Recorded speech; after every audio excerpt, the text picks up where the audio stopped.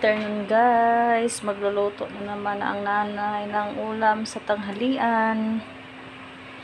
Ang ulam namin ngayong araw na to guys, tanghalian is adobong manok.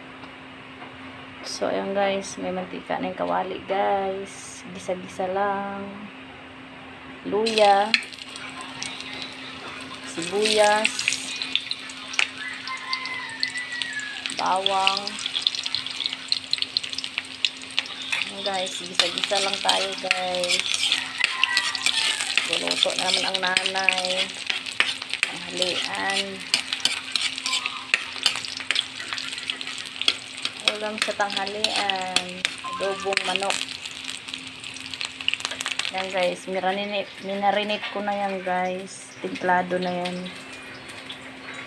Guys, gisa-gisa. Pag mag-brown na siya guys, saka na siya ilalagay yung manok na minarinate. Yan ang ulam sa tanghalian. Adobong manok. Ayan guys, nag-brown na siya guys. So, ilunod ko na yung manok guys. Ayan guys. Marinate na yan siya guys. Timplado na yan. Halo-halo na lang siya guys para manuot yung lasa niya na yan, mga panakot guys. Guys, adobong manok sa tanghalian.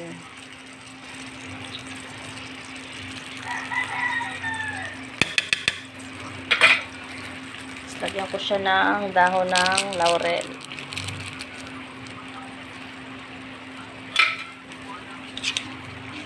Adobong manok yan guys, ulam.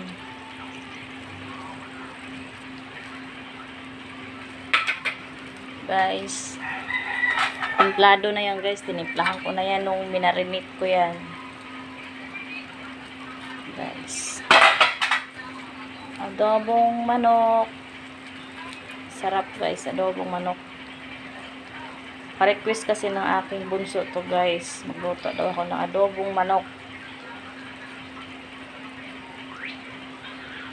guys.